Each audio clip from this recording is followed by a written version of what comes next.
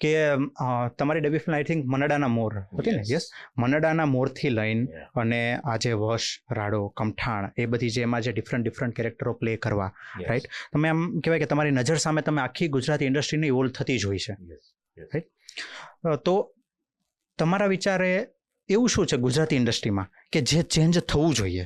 હું as a comparatively તમને વાત કરવા માંગુ છું રિજનલ ફિલ્મ્સ રિલેટેડ, કે જે Punjabi films, Marathi film, south Indian film, સાઉથમાં તામિલ છે ને કન્નડ છે, આ બધી ફિલ્મોને જે રીતે ગ્રોથ મળી રહ્યો છે એ લેવલે ગુજરાતી ફિલ્મ ઇન્ડસ્ટ્રીને જતાં બી થોડાક સમય લાગશે, રાઈટ? તો એમાં શું ચેન્જ આવવો જોઈએ? ચેન્જ ઓડિયન્સને થવું પડશે.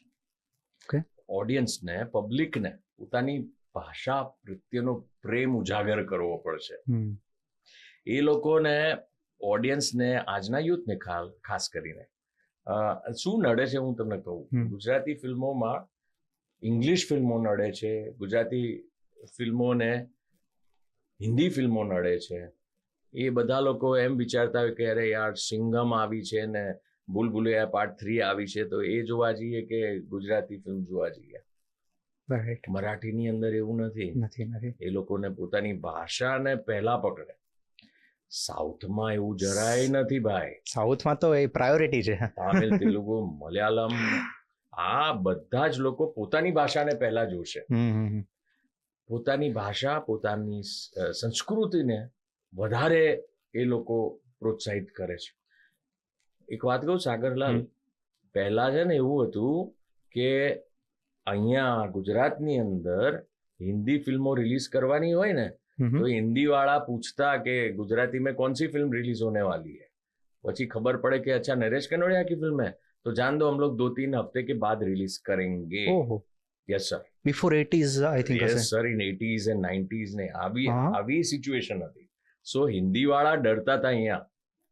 હવે જરા થોડુંક ઊંધું થઈ ગયું છે. એ ગોલ્ડન પીરિયડ પાછો આવે એની રાહ જોઈએ છે. એના માટે આપણે આપણું ઓડિયન્સ ગુજરાતી ભાષાને ફિલ્મો બહુ સારી બની રહી છે. નહીતર હેલારો ભાઈ આવી રીતે નેશનલ એવોર્ડ, લોટસ એવોર્ડ લઈને ના જ આવી હોય. ઓકે, એને કોમ્પિટિશનમાં હિન્દી ફિલ્મો હતી, એની કોમ્પિટિશનમાં સાઉથની બધી, બંગાળી, મરાઠી બધી જ ફિલ્મો હતી, તોય હેલારો લઈને આવી.